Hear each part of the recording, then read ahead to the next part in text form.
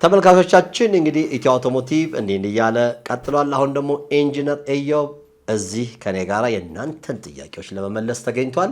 ከኛ ጋራ ስለምትሆኑ እጅግ በጣም ነው የምናመሰግነው። በቴክስት ልኩልናላችሁ፣ በቴሌግራም፣ በዩቲዩብ እንዲሁ ሴፍቲ ላይ ፕሮግራሞቻችን ላይ በጣም ተሳተፋላችሁ። አሁን ደግሞ እንግዲህ በጣም ሰፋ ያለ ማብራሪያ ለመስጠት ኢንጂነር ኢዮብ ከኛ ጋራ ተገኝቷል። ኢዮብ እንኳን ደህና መጣ። እንኳን ደህና ቆየኝ ፈልይ። ጥሩ አድማጭ ተመልካቾቻችን በባፋም ስቱዲዮ ተዘጋጀ በኤንቢሲ ቴሌቪዥን ወደ እናንተ የሚቀጥለው ፕሮግራማችን ኢትዮ አውቶሞቲቭ የምትወዱት ብዙ መልእክቶች የምትልኩልን የናንተን ችግሮች መፍትሄዎች የሚፈታው ፕሮግራም ወደ እናንተ መድረሱን እንግዲህ ይቀጥላል ማለት ነው። እናንተም ጥያቄዎቻችሁን እንደተለመደው በ0966 21 64 64 በቴሌግራም በዋትስአፕ በሜሴጅ ላኩልን። በሁሉም ቦታ አለን። ጥያቄዎቻችሁን እንመልሳለን ማለት ነው። እንግዲህ ዛሬም ጥያቄዎቻችሁን ጨመቅ አድርገን እናመጣለን። በተለይ አንድ ግለሰብ የጠየቁን ባለሙያ አሉ። እየዋ እንግዲህ ወደ መጀመሪያ ጥያቄያችን ስገባ በቤንዚን መኪና ላይ ያለው የኦክሲጅን ሴንሰር ላምብዳ ሴንሰር ወይም ኦቶ ሴንሰር ቢበላሽ ሞተሩ ምን ያህል ኃይሉን ያጣል? ኢሲዩ ወይም ኢንጂን ኮንትሮል ዩኒት ይህንን የተሳሳተ ሴንሰር ለማስተካከል በራሱ ዲፎልት ማፕ ወይም ቤዝ ማፕ ላይ ተመርኩዞ መኪናውን ማስኬድ ይቻላል ወይ? ሜካኒክ ኃይሉ ጋሻው ከመናገሻ ነው ይሄን የጠየቀው። በጣም ጥሩ ጥያቄ። እንግዲህ ያው እነዚህ ፔትሮል መኪኖች ወይም ደግሞ የነዳጅ መኪኖች እስቲ በዛውም አንተ ትሄድበታለህ የተወሰነ ነገር እንደ ኢትዮጵያ እንዳይገቡ መንግስት ወስኖባቸዋል። ያ ማለት ግን ኢትዮጵያ ውስጥ አልገቡም ወይንም የሉም ማለት ዓለም አቀፍ ምርታቸው ቆሟል ማለት አይደለም። በጣም በሚገርም ሁኔታ እየዘመኑ በጣም በሚገርም ሁኔታ አድቫንስ እየሆኑ መኪኖቹ ስቲል እየተመረቱ በሚገርም ሁኔታ በጥሩ ቴክኖሎጂ ከኢቪ ያልተናነሰ አድቫንስድ ቴክኖሎጂ የተገጠመላቸው አሉ መኪኖቹ ማለት እኛ ሀገር ነው የማይገቡት። እኛ ሀገርም ያው ይታወቃል። ምናልባት ብዙ ችግሮች ቢኖሩም ነዳጅ አምራች አይደለንም። ኢትዮጵያ ነዳጅ በከፍተኛ ሁኔታ ወደ ውጭ ታወጣለች። ግን ኤሌክትሪክ መኪኖች ደግሞ በሰለጠነው ዓለም ደግሞ ተመልሰው ኤሌክትሪኩ መኪና ይሄ በተለይ ቻርጅ ላይ ጊዜ ላለመጠበቅ ከባትሪ ጋር በተያያዘ ባለፈው ሳምንት ጠቅሰነዋል። በተለያዩ ኬዞች ወደ ቤንዚን እንደተመለሱ ብዙ ሰዎች ይነግሩኛል ከውጭው። አንዳንዱ ደግሞ አማራጭ ኤሌክትሪኩንም ነዳጁን ማቀም ያለው ይይዛል። ፕላስ ደግሞ እንደገና እንደምታውቀው ሃይብሪድ መኪኖች አሉ፣ እነሱንም የሚይዛለን። ዞሮ ግን አሁን እኛ ሀገር የኤሌክትሪክ መኪናዎችን ማበረታታቱ እንዳለ ጥሩ ሆኖ አሁን እንዳልከው ኦልሞስት 80-90 ምናምን % አካባቢ አሁንም የቤንዚን መኪናዎች ነው የያዝነውና እነዛን ደግሞ በቴክኒክ ጥገናው ይቀጥላል። በአንድ ጊዜ ማውጣትም አትችልም። እኛ ሀብታም ሀገር አይደለንም። በአንድ ጊዜ የቤንዚን መኪኖችን እናስወግድ ካል 30 40 50 ዓመት የቆዩ መኪኖች አሉን። ያንን መቀነስ የሚችሉ በተለይ ድርጅቶች በተለይ አንዳንድ ድርጅቶች የሞከሩ ነው ኤሌክትሪክ መኪና ላይ።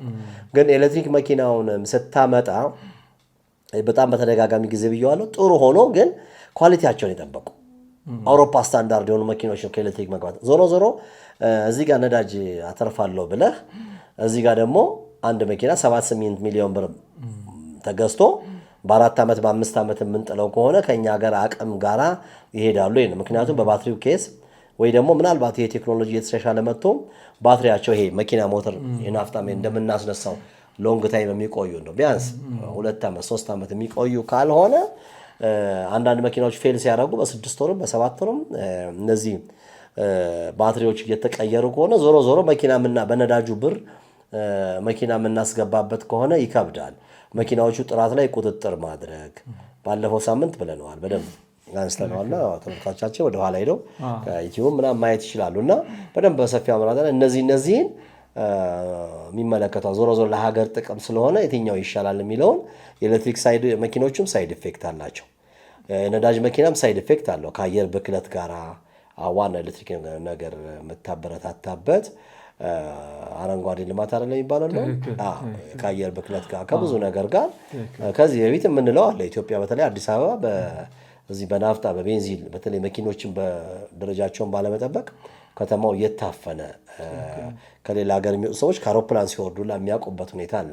ይሄንን ለማስተካከል ግን አሁንም ኤሌክትሪክ መኪኖች ላይ የሚደረገውን ይሄ የስግብግብ ነጋዴዎች የክፉ ነጋዴዎችን ሳቦታጅ ማስቆም ካልቻልክ አስቸጋሪ ነው። ያችን አካል ጉዳተኛ ልጅ ዩቲዩብ ላይ ገብተው ማየት ይችላሉ። እንግዲህ ባጃጅ ሸጠውላታል። ፍርድ ቤት ሁላ ሄጄ መስክሬያለሁ እና ምስክርና ሰጥቻለሁ። መጨረሻው ምን እንደሆነ አላውቅም። ከባንክ ተበድራ አካል ጉዳተኛ ነች። ባጃጁን ወደ መኪና ቀይረው ፎርክ ሊፍት ነው እንጂ መኪና ለመኪና የሰሩትን ቻይኖቹ እኛ ሀገር ቦዲውን አሳምረው መጥተው ከዚህ በሪቪው ስለሰራ ነው። በደንብ ታውቃለህ፣ አንተም ታውቀዋለህ ገምግመንና እንዲህ አይነት ነገር ያሉትን አሁንም አንድ ሌላ ሰው ደውሎልኝ እነዛ በመኪና እየተባለው አሁንም እነዛ መኪኖች እየገቡ በእነዚህ በስግብግብ ነጋዴዎች ምክንያት እየገቡ ከሆነ ይሄንን ቢስተካከል ነው። ወደ ጥያቄው እንዳልከው ነው። እኚህን ነገሮች ማስተካከል ያስፈልጋል። ጥያቄው ምንድነው? ወደዚህ ያነሳንበት ምክንያት ወይም ወደዚህ የገባንበት ምክንያት የቤንዚል መኪና ወይም ደግሞ የናፍጣ መኪና ዋቴቨር የነዳጅ መኪኖች ወይም ኢንተርናል ኮምፓልሽን ኢንጂን የሚጠቀሙ መኪኖች ምርታቸው ቁሟል ወይንም ደግሞ የሉም ማለት አይደለም። አለማችን ላይ ኢትዮጵያ እንደ ኢትዮጵያ ነው እንጂ ያገደችው አለማችን ላይ በሚገርም በአድቫንስ ሁኔታ ስቲል ነው ዶሚኔት አድርገው የሚነዱበት ሁኔታ ተሻሽለው በጣም በዘመናዊ መልኩ እየሰሩ ያሉበት ሁኔታ አለ። ወደ ኢቪው ቢሻገሩ አብዛኞቹ ማለት ነው። በእርግጥ ሁሉም ካምፓኒዎች በሚባል ደረጃ ግብ አስቀምጠው ከ2030 በኋላ ከ2040 በኋላ ሙሉ ለሙሉ የነዳጅ መኪና ትተን ወደ ኤሌክትሪክ ማምረት ምናምን የሚሉበት ሁኔታ አለ። ለማንኛውም ግን ስቲል ነው መኪኖቹ እየተነዱ ያሉበት ሁኔታ አለ። ከመንገድ የሚወጡ ከተባለ ኮምፕሊትሊ ካምፓኒዎች 2030 ብለው ያስቀምጡ አሉ። አሁን 26 ነንና በአራት ዓመት ውስጥ ይወጣሉ ወይ? እንግዲህ የምናየው ነገር ነው። አይመስልም፣ ሁኔታው ስታይ አይመስልም። ምክንያቱም የኤሌክትሪክ መኪናዎቹ አድቫንስ እየሆኑ መጥተዋል፣ ግን በሚጠበቀው ደረጃ ላይ አይደሉም። አክቹዋሊ እንግዲህ አሁን ጊዜ የሚፈታው ነገር ሆኖ ሳለ እነዚህ መኪኖች በጣም በሚገርም ሁኔታ በቴክኖሎጂ በደንብ የዳበሩ ናቸው እና እኛ ሀገር አልገቡም ማለት መኪኖቹ የሉም ማለት አይደለም። ወይንም ደግሞ እስከ ቅርብ ጊዜ በደንብ ሲገቡ የነበሩ 2021 2019 አካባቢ ላይ በደንብ የገቡ መኪኖችም ነበሩ። እነ ስዊፍትን እነ ዲዛይርን ማንሳት ይቻላል። በደንብ መንገድ ላይ ገብተው ሲነዱ የነበሩ እነ ያሪስን ማንሳት ይቻላል። እነኚህ እንዲህ አይነት መኪኖች አሉ። ግን ከ22-23 በኋላ መንግስት ባስቀመጠው አቅጣጫ መሰረት ብዙዎቹ መኪኖች እንዳይገቡ የታገዱበት ሁኔታ አለ። ያሉትም ደግሞ ወደ ሲኤንጂ ኮምፕረስድ ናቹራል ጋስ ወይ ይሄ እንዴት ነው ሲሊንደር ቤት ውስጥ ትጠቀማል አይደለም? ልክ እንደሱ ሁላ ኢንጂኖቻቸው ወደ ሲኤንጂ እንዲቀየር ተብሎ እሱን የመቀየር ስራ ትላልቅ ኩባንያዎች ኢትዮጵያ ውስጥ አሉ የሚባሉ ኩባንያዎች ይህንን ኃላፊነት ወስዶ እየሰሩ ያሉበት ሁኔታ አለ። ወደ ጥያቄው ከዚህ ጋር ምን ያገናኘው ሲባል ይህንን ያነሳንበት ዋነኛው ምክንያት ተመልካቾቻችን ግልጽ እንዲሆንላቸው እኚህን መኪኖች እንደሌሉ ወይንም ደግሞ እንዳቆሙ አድርገን ማሰብ የለብንም የሚለውን እግረ መንገዳችንን ለማንሳት ስለፈለግን ነው። ወደ ጥያቄው ስንመጣ ይሄ መኪና የቤንዚል መኪና ነው። የቤንዚል መኪና ላይ ደግሞ የኦክሲጅን ሴንሰር ወይንም ደግሞ ላምዳ ሴንሰር ይገጠምላቸዋል። ይሄ ሴንሰር ዋነኛው ዓላማው የኦክሲጅን ኮንሰንትሬሽንን ወይም ደግሞ የኃይል የዚህ የበካይ ጋስ ልቀትን ለመቀነስ እና የመኪናውን ፓወር ኤፊሽንሲ ከፍ ለማድረግ ታስቦ የተሰራ ነው። ሁለት ጥቅም አለው። አንደኛው የፊውል ኢኮኖሚን ያሳድግልሃል ወይም የነዳጅ ፍጆታን በጥሩ ሁኔታ ማኔጅ ለማድረግ እንድትችል ተደርጎ የተሰራ ነው። ሁለተኛው ደግሞ ምንድነው ይሄ መኪና ይሄን ላምዳ ሴንሰር ሲገጥምለት የዚህ ከመኪናው የሚወጣው ጭስ ምን ያክል በካይ ነው የሚለውን ነገር ኮንሰንትሬሽኑን ለማወቅም እንዲጠቅመው ኮምፒውተሩ እሱን ለማወቅ ደግሞ ይሄ ኦክሲጅን ሴንሰር ጭስ ማውጫ ላይ ተገጥሞ እናገኘዋለን። ይሄ ጭስ ማውጫ ላይ ያለው ኦክሲጅን ሴንሰር ወይም ላምዳ ሴንሰር የመኪናውን ፊውል ኤፊሽንሲ ለማሳደግ በጣም ወሳኝነት ነው እንዳልኩ። ነገር ግን ይሄ ላምዳ ሴንሰር ሲበላሽ ወይንም ደግሞ ኦፕን ሉፕ ሲፈጠር በቴክኒካል ቋንቋ ወይንም ደግሞ በኮምፒውተሩና በሴንሰሩ መካከል ግንኙነቱ ሲቋረጥ ምን ይፈጠራል የሚለውን ነገር ማወቅ በጣም ያስፈልጋል። ይሄ አንደኛ ነገር መኪናው ሃይሊ ፊውል ኮንሰፕሽን ወይም ደግሞ በጣም በከፍተኛ ሁኔታ የነዳጅ ፍጆታው ይጨምራል። ሁለተኛ ነገር ደግሞ የጭሱ ልቀቱ መጠን የካርበን ልቀቱ በዛው ልክ ይጨምራል። ሲወጣ ኢሚሽን ነው ማለት በካይ ነው፣ ለሰው አይጠቅምም። ሁለተኛ ነገር ደግሞ ነዳጅ ቶሎ ይበላል።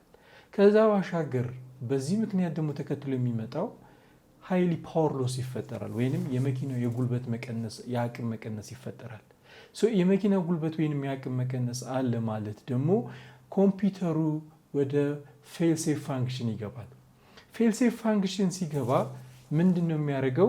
ያቺ በማዕከል የተፈጠረችዋን ኦፕሉፕ ሲስተም ወይንም ደግሞ ሴንሰሩ ከኮምፒውተር ጋር ያለውን ኮሚኒኬሽን ተቋረጠ ማለት ምን ይፈጠራል ማለት ነው? ኮምፒውተሩ ጋር ያለው ግንኙነት ይቋረጥና የሚወጣውን የኤግዞስት ጋዝ ልቀት ማወቅ ስለሚከብደው የፊውሉን መጠን ለማመጣጠን ይቸገራል ማለት ነው።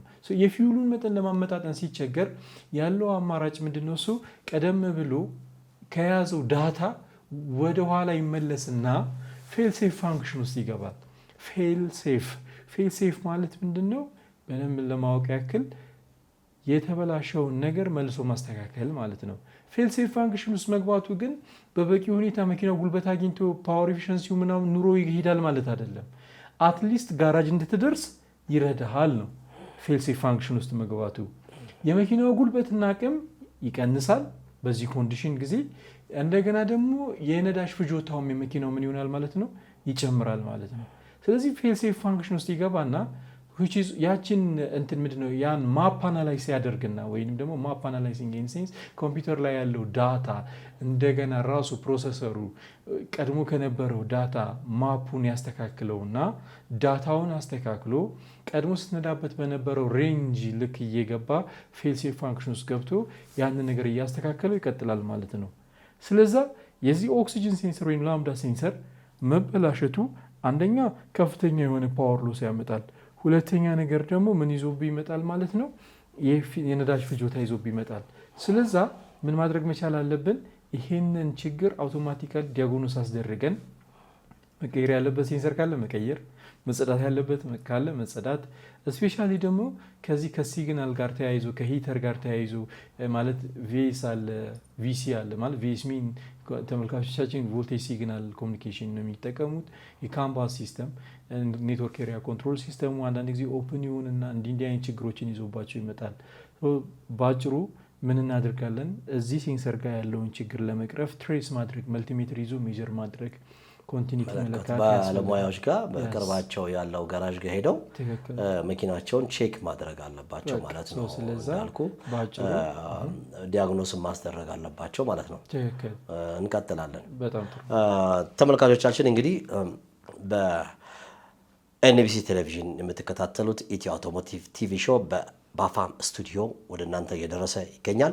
የእናንተን ጥያቄዎች በማብራራት ደግሞ ኢንጂነር ኢዮብ በቀለ ከኛ ጋር ቆይታ እያደረገ ነው። እናንተ እንደተለመደው በ0966 21 64 64 በቴሌግራም በዋትሳፕ በቴክስት ጥያቄዎቻችሁን አድርሱልን። እንዲሁም ደግሞ ያለፏችሁ ጥያቄ መልእክት ፕሮግራሞችና እንደዚህ አዳዲስ ፕሮግራሞችንም ደግሞ ኢትዮ አውቶሞቲቭ ቲቪ ሾው ላይ እንግዲህ እዚህ በምታዩት ኢትዮ አውቶሞቲቭ ቲቪ ሾው ዩቲዩብ ቻናል ላይ በቀጥታ የሚተላለፍላችሁ ይሆናል። በዚህ በ966 ሜሴጅ ላኩልን። አሁን ግን ተመልሰን ይሄንኑ ጉዳይ እንጨርሳለን። ወደ ስቱዲዮ ተመልሰን አንድ መልእክትና እንዲሁም ደግሞ ለእናንተ የሚያስተምር አጠር ያለች ቪዲዮ እናሳያችሁና ተመልሰን እንመጣለን። ምርጫችሁ ኤንቢሲ ቴሌቪዥን ኢትዮ አውቶሞቲቭ ይሁን። ከኛ ጋራ ቆዩ።